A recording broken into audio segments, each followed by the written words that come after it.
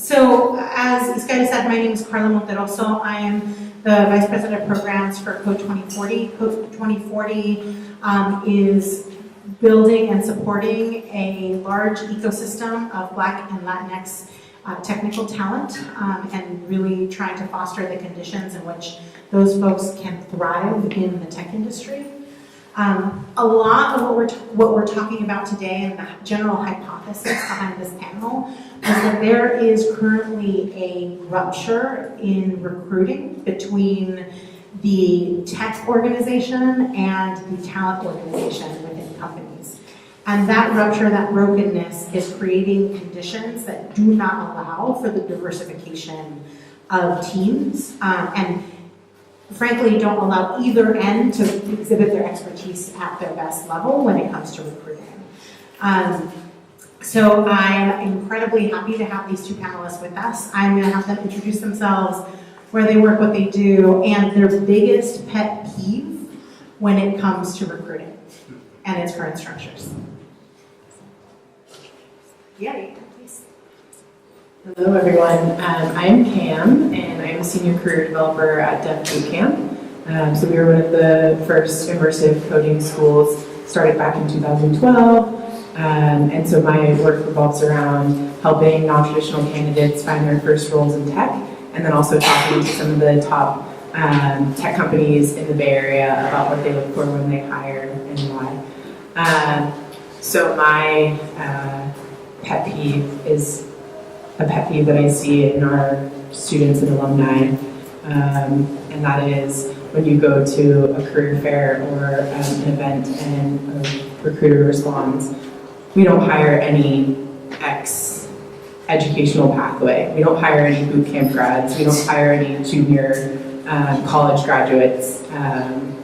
Those like blanket statements, that's my pet peeve. Hello, does this work? Can you hear me? Mm-hmm. Yeah. Okay. So my name is Dustin Knievel. I currently work for GitHub. I've been doing recruiting and human resources work for 23 years.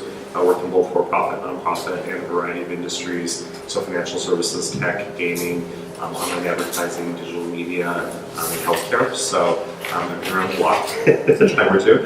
And I've been with GitHub for about 2.5 years now. I've recruited for every team during my tenure at GitHub. I currently work with security, with product, and with design. And my biggest pet peeve, I have so many of them that I was thinking of. So I think the one that comes to mind. Like, do I have to pick one? I know, I'm like, how much time do we have here?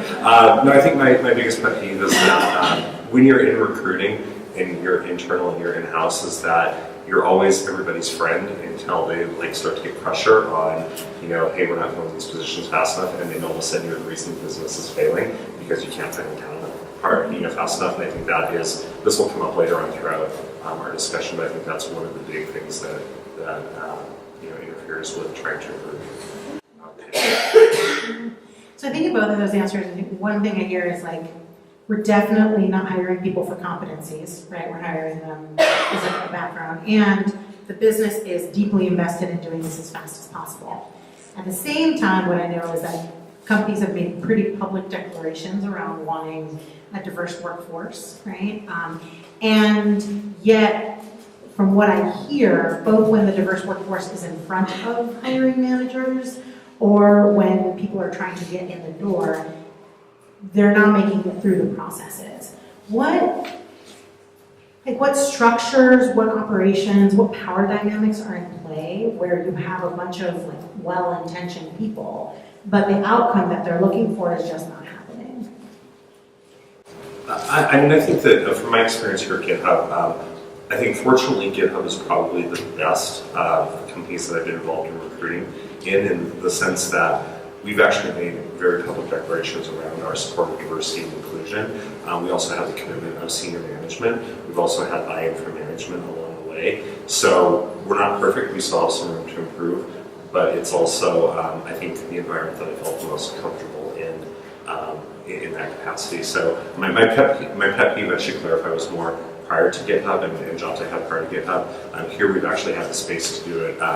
We pushed the dial in some ways where we've had a team of application engineering where they had eight openings, and having conversations with the manager and saying, okay, so how many of these can we actually set aside for diversity hires, so we can build the pipeline and all that, because we get a ton of applicants for any roles that we post, and we get the same white dudes over and over and over again to apply. So it's been good to have the support to actually be able to do the additional sourcing, to be able to do the additional reach out and things like that, to be able to.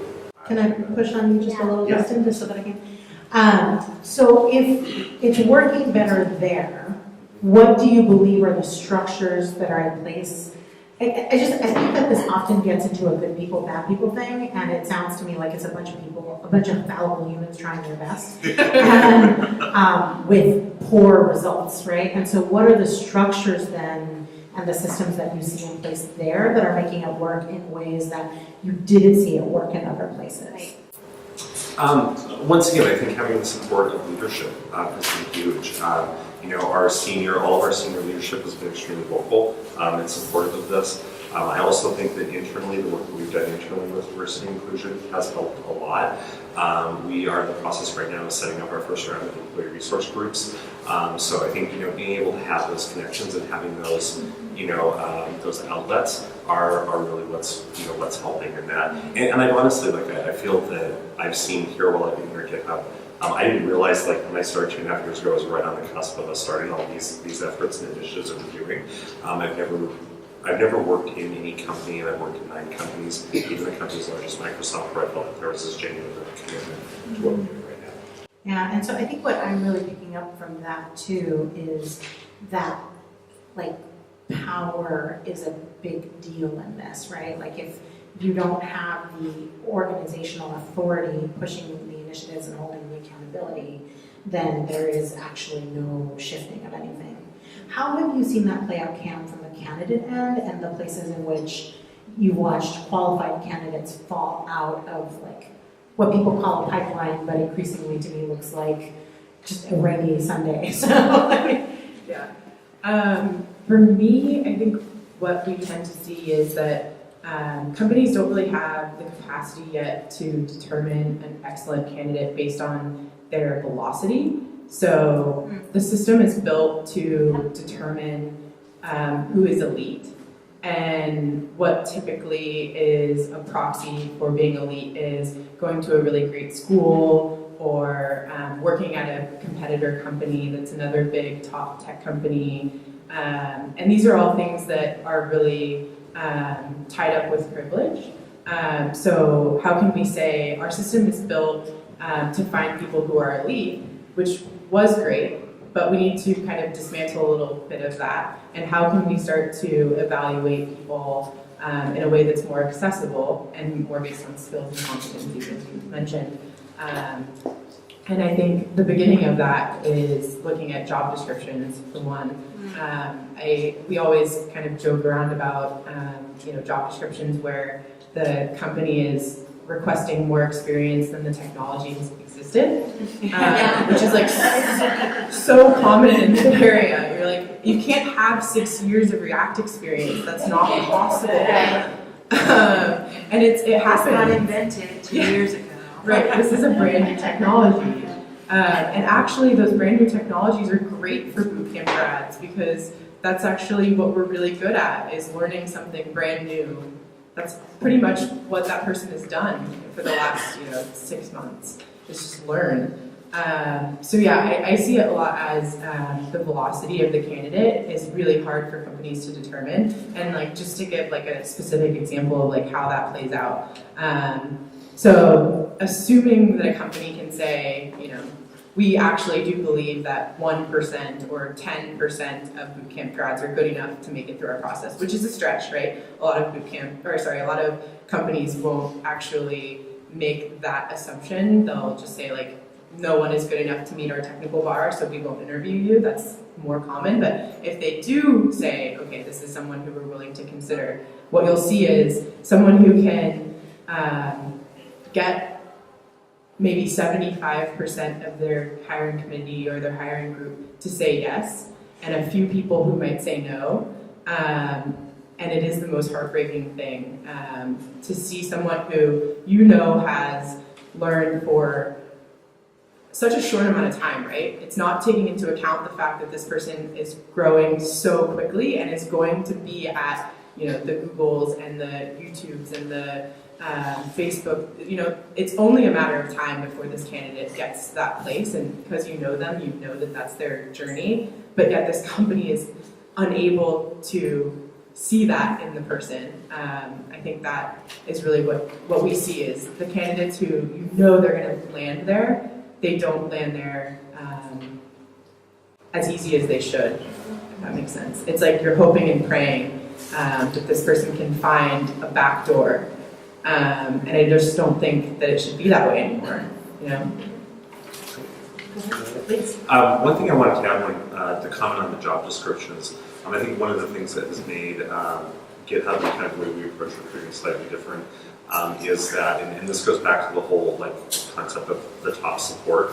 I won't say who, but there's someone in our company who's very, very high up who never even graduated from high school. So for us, we always view ourselves as being education agnostic in that we don't have education requirements in our job description.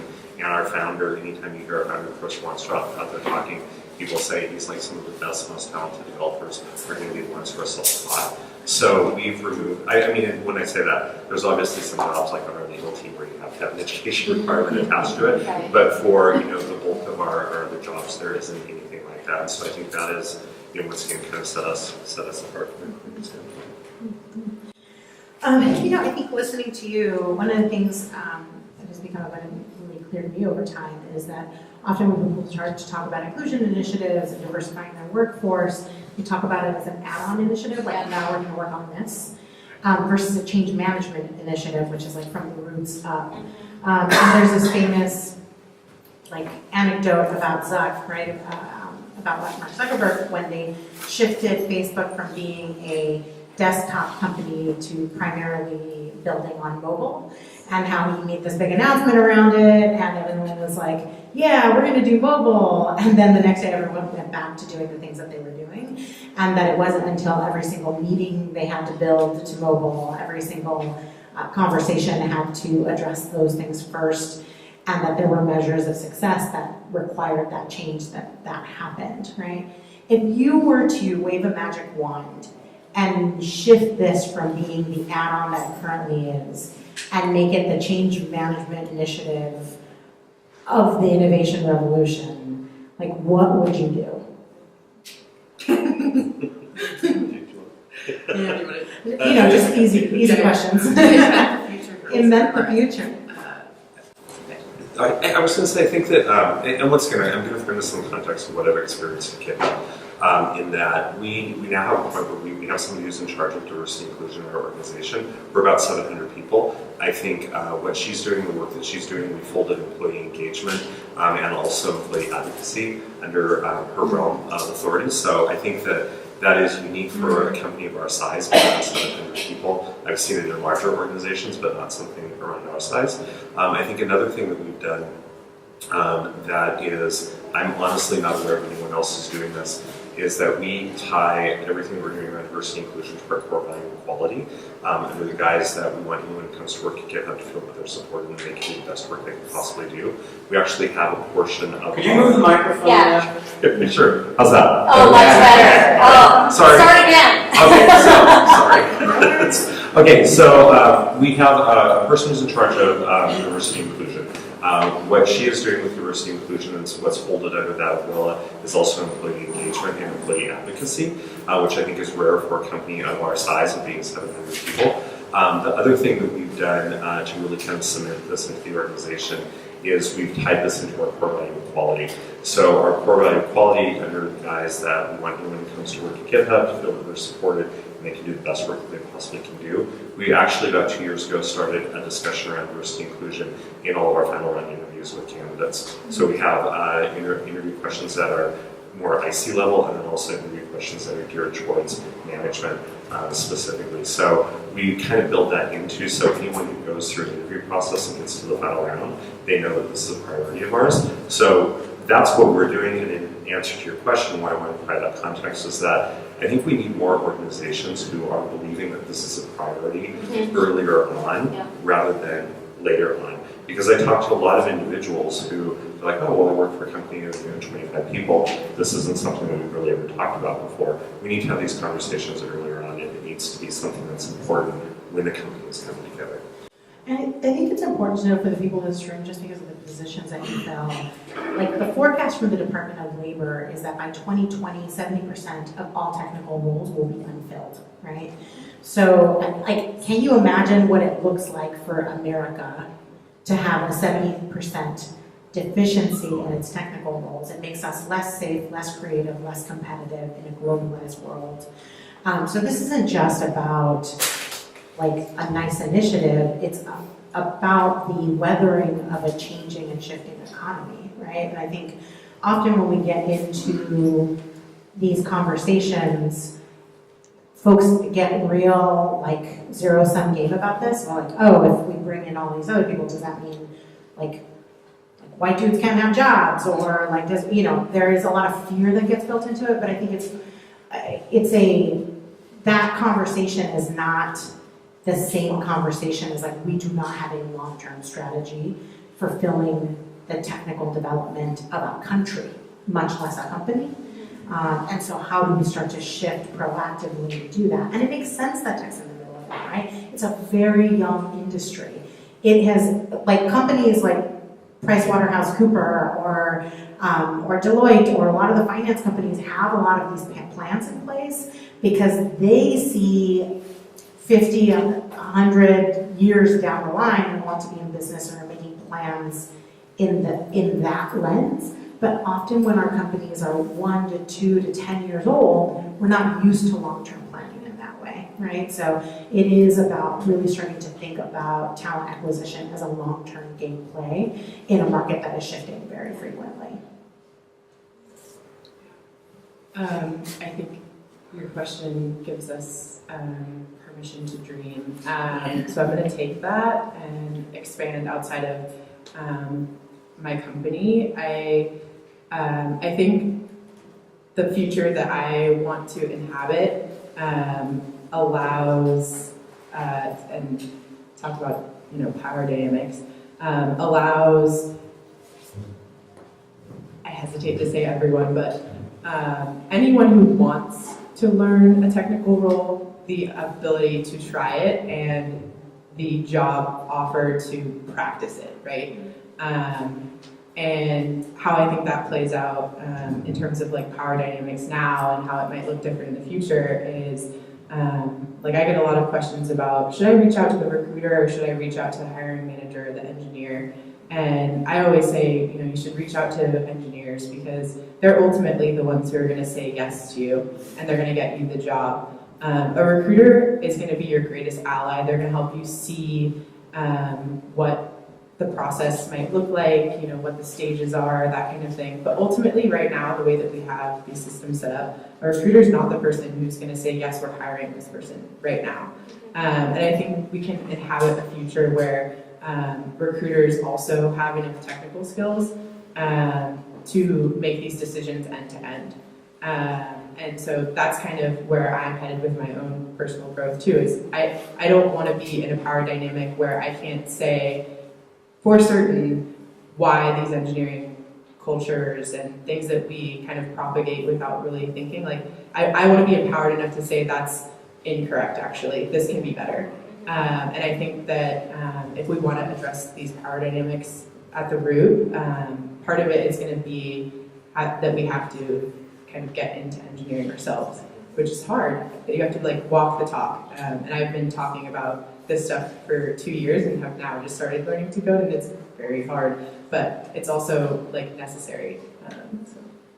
Yeah, I'll co-sign that. I mean, I say so much love for all of it, but you can't be afraid to step to engineers. Like you have to. One of the things that we kept getting back when we were first starting Code 2040 was folks would say, oh, well, they can't make it because it's a data structures or algorithms problem. Now, I am not an engineer. That is not my background. And for a second, I was like, oh, okay, I guess they know the engineering stuff. And I was like, there is something behind that in the voice of the person that I cannot figure out like what it is, so I'm just going to push. And I would say, like, well, what does that mean? And then I would start to study, and then I'm like, well, were they not able to do like linked lists, the hash tables, like simple sorting, like what was the thing they couldn't do? And then it was, And Yeah. I was like, oh, you were using your engineering lingo to scare me. Got it. Not gonna let that happen anymore, right? And so how do we engage in the conversations around technical competency, even when we don't have technical competency, from a place of deep curiosity in a way that allows for a structure that is much more equitable across the board? Yeah. So I think tech companies do a really great job of like selling dreams to people too.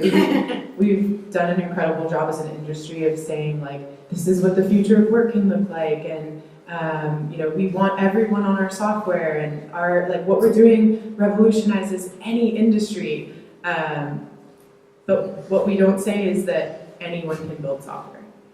We say someone who went to Stanford who has been coding since they were 12, who, again, already worked at a tech company, they can build software. It's like, no, if we're going to build software for more and more and more people and solve more and more problems, it is kind of this, well, there's a lot of fear around, is there abundance in technology? There is. We're afraid that there's not, but there's abundance here. We can create this stuff, and I think it comes down to, right now, I think we'll look back on this time and say that companies didn't believe in human potential as much as they could. And I think right now we're having to grapple with human potential. How fast can someone become a good software engineer? And that's really scary if you've been coding since you were 13 and you really have an entrenched belief that like that was the great path, that was the right path. And by no means are any of us saying that that path is wrong. It's a path. It's one of the paths that you can take, and also you can take many others and still be a great software engineer. I think often people are like, this is the path. What they're saying is, don't take away the power of my path, right? And so, an abundance mindset around this would require us to see the potential in like one job creating 80 jobs around this versus one job taking away 1,000, right? And we're just not there yet. Dustin, what would you say if you were to change like some of the structures in recruiting in a way that would allow for whether it's better incentives for recruiters to get this work done, whether it is a better incentive structure for engineers to get this work done with recruiting? Like, what are the kinds of things that you would shift? I think the biggest thing that I would like to change is the focus on metrics in recruiting, and so much of it is time to hire, all that, where I think it really should be flipped over to the quality of the candidate, because there's so much what I've seen working in recruiting as long as I have. Oh yeah, we want to hire the best person possible for the job, but then when it comes down to it, it's like, well, you haven't made your 30-day metric in time to fill. So you lose. That is, I think, one of the big things that impacts recruiting, the results that we see, and I think that needs to change. And like I said, that more focus on the quality of the hire rather than necessarily how long it took you. It's because that's just butts and seats. Really, when you get down to that point, you're looking for a butt in the seat. And Cameron, what would you shift in the structures for these processes to better address non-traditional candidates in the workforce? So I think the big change that is coming is that companies can start to see themselves as producers of talent rather than just consumers of talent. I think the dominant narrative right now is like, we need to go out and find people from a certain background and like poach them from these other places where they're producing talent outside of us. And I think the more organizations can start to recognize their own internal capacity to teach and to mentor and to learn, that's the organization of the future, in my opinion. And so what that looks like right now, and there's a few companies that have done early pilots of these programs, is apprenticeships. So, where can we source incredible candidates from non-traditional backgrounds and create a hiring program that is dedicated specifically to them, because you're going to hire very quickly. And that's great. And you're going to find really outstanding candidates. And then you're going to take, 6 months to a year of training to get them to be at the level that you want, and they're going to stick around for a very long time. They're going to be so dedicated to your company. I have a graduate who Airbnb did a small pilot of a program like this with 2 seats, right? Very small. And our candidate got converted to full-time software engineer, and when she came back, she was just like, I'm going to work at Airbnb until the day that I die. Like, I'm going to work there forever. She doesn't want to go anywhere else. She's so grateful for the learning and the mentorship. And I think that's really like where companies should go. Is like, instead of how can we take engineers from other places, how can we begin to invest in the engineers that we have? And I think that also doesn't apply only to engineering. Like, this capacity could be built in product or in design. Like, you can build people up. And then also there's a ton of potential for moving people laterally. Like, okay, so now you have the internal capacity to train people up to the level that you want them. That means your internal employees can also switch from software engineering to product, or from design, like it just opens up so much possibility to keep your staff longer. But I don't think we do a good job of talking about that. And I think the folks who want to move laterally really struggle. Like, it's hard. I have a lot of folks that I've coached that they came to us because they wanted to move laterally, but their organization didn't support it. And so, and I speak to that also as someone who wants to move laterally, right? I think part of this is like, we need to get selfish too and say, like, in the future of my career, I think that this is going to be important. So I want to fight for this organizational capacity too, because this could be me, this could be my future. So I think what's so interesting about that, I was just in a conversation with my cousin about this morning, that the culture that tech has actually fostered within young folks is to be consumers rather than producers of things, and that, like, how do we shift the conversation? And it didn't occur to me until you said that actually that is the same way that they're interacting with talent, of like producer not consumer. And so that means that we have to get deeply curious and like deeply ready to understand when we are being handed a consumer culture in business operations versus a producer culture in business operations. And like, there are things, I think similarly, like the money incentive to bring people in, right, is kind of the shortcut to that. But it is a very similar thing, right? And the only way that those things change is that if every person on the ship starts to be like, so like, I get that is going to help solve our short-term pain, but it actually creates a long-term problem, and we have to be in that conversation. I think one thing I wanted to add to that, it went back to a comment you made earlier about financial services and some of the things that they do in those realms, is that tech in many ways I think is still wild, wild west. We're looking at an industry that's around 30, 40 years that it's been in existence. You look at some more established, like financial services, auditing, consulting firms, who are under regulatory compliance, measures that they have to do. So they have a whole different approach to it. And I think that there's something to be learned from those organizations with tech and how we approach growing talent and building that longer-term connection, being a producer of talent. Whereas, I think we still, I'm glad conversations are happening, but there's still a lot of room, and we should be looking at some of those. What can we adapt? I might use that as a tagline, Cam. Thank you very much. That's great. I love it. So what, on the other end, like, what could a candidate do, right? So we're talking a lot about the power structure that exists within a company. And I know often a candidate feels like it's a David versus Goliath battle, but if we were to hand them the slingshot, what would that slingshot look like? What would they be doing and acting on in order to advocate for themselves in this process? I know that's my question. So. Yeah. There are a number of things I help candidates with. And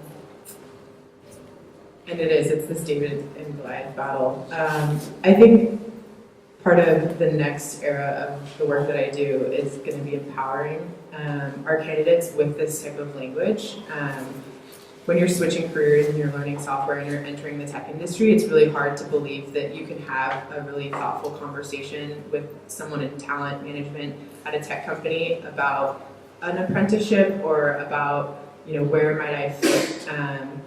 So I really want to help candidates and empower them to know that this is a thing that you can and should ask for. And a company should be willing to engage with you on that.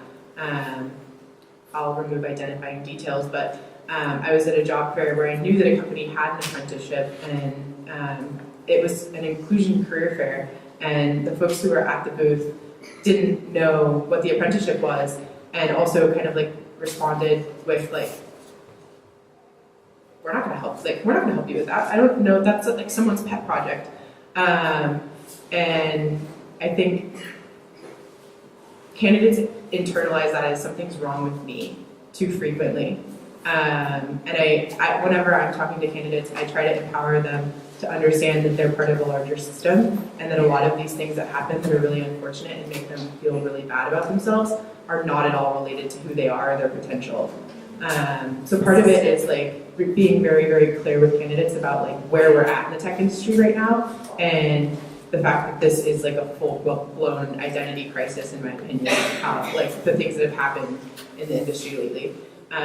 So not like making sure that candidates don't reflect that onto themselves, I guess is one of the things. And then just like on a tactical level, there's tons of little like hacker kind of tips that I always give away. But I think overall, it shouldn't be so hard on the candidate that, you need to do outreach and find a bug and, connect with this specific person and hope that it lands in their inbox at the right time. Like it shouldn't be that hard for a fantastic candidate to make it through the interview process if they're not going to break through the noise in your applicant tracking system or in your traditional hiring process. I spend a lot of time helping candidates break through the noise, and I've just gotten exhausted by it. And I think after 2 years of doing this work, we have to start addressing this at like a systemic level. We can't keep going around to these types of events and saying like, we hire non-traditional candidates. Most of the companies don't hire non-traditional candidates right now. And so I think for me, it's like showing candidates that this is where we're at right now. Yeah. It's not pretty, but this is where we are, and I'm not going to continue to sell this like dream that the tech industry is so inclusive and that all you have to do is work really hard and it's meritocratic and all. It's not meritocratic. It's not. So yeah, it's not pretty as an answer, but I think it's real. I knew someone once to get through the screening process. What they did is they took a bunch of the keywords like Stanford and a few other things and put them in size 4 font in white. Yes. On the Yes, resume, and the sides of those. on the sides Yep. of the thing, Yep. in order to get picked up. Yes. And then they went from there. Yep. And then once their resume got picked up, then a human saw it. Yep. And then they were able to actually navigate the process to get through. But Crazy. they had to game the system Yep. that way Yep. in order to be able to get through the deep rupture that's there. It's just so wrong. Yeah. This is another anecdote And it works. that I will add on to that. I used to live in Seattle, and so when the economy took a downturn in 2009, I had friends who had gone to a job search program that was put on by the state of Washington, where the state of Washington was actually advising them to do just that, was to put the keywords and even if you didn't have the skills, to put like the keywords down in there. And so your White resume with would pick the up. margins. Yeah, which is crazy. Which is just such a reflection of how broken the thing is, Yeah. right? Yeah. But we want to open up just for questions from the audience. Yes. Do you think that also because software is so new that it's not differentiated enough, like in say like architecture or something like that, there are people who are known as technical architects, or there's people that are good with design in these kind of buildings, or with art or with software engineering, it just seems to be. I can't even describe it, but it's just like there's one way, and you're good if you can do things this way. And I work with somebody who is really good at like asking the questions of like people that he's not as maybe fast or something, Yeah. a coder, and then there's other people that are really meticulous when they test, and there's other people, I don't know, there's like, I don't see that. Yeah. I don't The know. mixing up between a cultural competency and a technical competency. Yeah. I don't know if y'all have thoughts on this.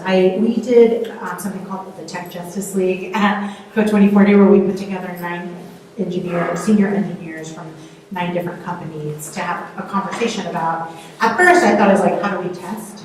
And then I was like, oh, we don't actually know the competencies that people are testing for. That, like the people themselves, it varies not just from company to company, not just from team to team, but from engineer to engineer, right? And so we went through, and one of the things that came out of that work was realizing that there are 5 different subcategories that people are testing for in that, and that's web dev, infrastructure, data, testing QA, and within each of these there were substructures around that, right? And that there was not a testing structure that went to each, there was one testing structure that was testing to all. So I think it's important to understand that when you're looking at job descriptions. Part of what tech has done is it's gotten real creative with its job titles, making it absolutely opaque for someone. Like, I don't care if you're a coding ninja, like, that makes the job that you're actually doing so opaque for people who do not have access within. And so that's one of the things I think to be conscious of. But it is just as important actually for the company internally to figure that out as it is Right, for them. the word talent also is just a very loose term. What does that mean? Yeah. Yeah, I think bringing it back to like power dynamics, what I think of when I hear your question is really like, where is the money coming from? And I think the root of why software looks the way that it does right now is because VCs have seen a pattern that they think is going to be the pattern forever of what a successful founder looks like and who they'll invest in and why. And largely, they've only found one pattern, which is a young, kind of the person that I've been painting this whole time. And so that's largely what we continue to see in terms of these companies is like that person kind of repeated over and over again in terms of like who is in charge of the company and what are they doing, what are they prioritizing. And I think we're increasingly seeing that there's a bit of a crisis with that pattern that VCs are investing in is no longer working. Hopefully it doesn't keep happening. The most recent one being Bodega, this company that's a vending machine that's going to revolutionize small businesses. Yeah. What? No. Yeah. No. So. Yeah, I'm wondering if anyone's aware of initiatives to go to, say, the Y Combinators of the world or the firms in the Valley to sort of teach them how to better coach the companies that they're either accelerating or guiding in a more systemic way about the issues that we've been discussing. Are you aware of anything?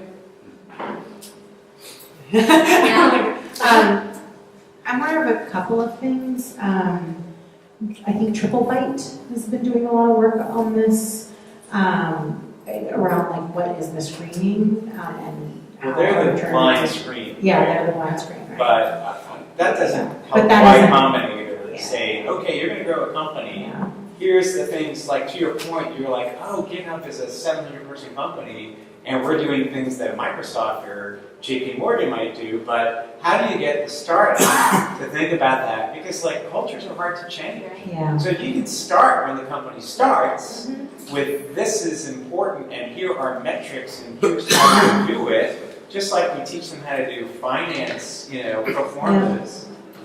I agree. Yeah, I don't think I think Is there a boot camp? they will have to understand. Yes, boot camp for HR. Hiring. They will have to understand that the call is coming from inside the house. Yeah. And I don't think that they get that yet. Yeah. The recent PR splat that's happening across the entire industry, I think is starting to motivate some self-awareness, but I don't think we're at the level of pain that is going to need to be there to be an incentive structure for them to seek out instead of getting the same people for the same answers over and over again. Just how we got here. What does the pain look like? At what point do they have to get to? I mean, we understand in 2000, is it going to happen in 2020? Like you said, that they're just going to be, the rug is going to be pulled out from under them. I think that in terms of change management, unfortunately, a lot of companies, and this goes for even sustainable management, that the only way people or companies will change is the bottom line. Looking at the triple bottom line, you have to show them numbers. You have to show them that solar energy in the end in 10 years is going to save you 1.5 billion or whatever it is. Are there organizations that you know of that have metrics in place that can speak to an audience that, unfortunately, they're like dogs with bones? I mean, we're not going to change that culture. We're a capitalist society. It's just not, we have to be realistic. Code 2040 has done a lot of, we actually started a company culture transformation department within the organization that is looking at like what are the data sets, what is the training, what is the, like getting away from unconscious bias training and getting into a more robust change management system. Right. And so we've started to do some of that. I really am a big believer in Via Consulting. I think they also do Via Consulting. I think that they also do really good work around this, around getting the structures to change. But what I will say is that it will change when a company who uses better and more healthy structures becomes ridiculous. Like I used to think like, oh well, if you've got a few more Juiceros and they bottom out, then this will happen. But now it's pretty clear to me that they'll actually fail over and over and over again. Right. It's when the really successful companies start to come out that are not at all tied to the way that these systems and processes work, and they become abundantly clear that they are losing potential money. And I think that they do that. And so some of it is like, I think a lot of the way we've positioned the conversation is how do you break through that glass ceiling. Yeah. And actually we've got to be in the active, like making our own structures and homes and like let them break, right? And figure out how to make revenue generating companies that are run in a much healthier, more sustainable way. May I, one more thing I want to add to that, and also your comment about capitalism, as well as that everything in our financial systems is set up in a very short term. Right. And that I think is one of that is a huge systemic thing that needs to change, is how you foster long-term growth and long-term profitability rather than just the next quarter or two. In our vocational training service, so we have a lot of people getting into new careers. And to me, really it all comes down to interviews and being in front of a hiring manager or somebody who will make that decision. And I look at it this way: are we teaching them the right thing? Because you have to sort of meet the employer halfway. And if we're out there talking about, oh, it's all about tell me about yourself questions and things like that, are those the right questions to be teaching them the answers to? Because it puts a lot of stress on a job seeker that I have to remember this formula. And when you talk about formulas, those aren't people. And that puts a lot of really burden on them to kind of remember, I got to remember these 50 interview questions, and I have to, make sure I know about my weakness. And, employees really, from what I've talked to with employees, they want to hear your stories. And your stories tell them who you are. So, coming from that teaching perspective to our participants there, it's really like taking that pressure off what the interviews can be, where it's, if you know your stories, you know yourself, then that's what an employer wants to see. In a perfect world. The one thing I would say to that is part of the problem right now is that there are very particular stories that are making it through the door. Right. And so, which does not, I think we absolutely should be doing interview training and skilling up with folks in that. And I know that when we've done that, it's gotten students who've been rejected from 47 plus companies to get accepted by some, right? But we have to make clear to those young people, to those mid-career switchers, to everyone who's in it, that actually like you're seeing a industry right now pop up tantamount to SAT prep Yep. and the amount of money it takes to do SAT prep to get through a technical interview, I know. right? And so like that's super dysfunctional. Like we've already seen it be dysfunctional in education. And so I think we can prep people and be very honest with them that like, yo, the system is rigged right now. This is what you've got to do to get through that rigged system. But once you are a player at a table with power, you have the ability to pull people back from that system, right? And I think if we do one without the other, we're really disadvantaging the future.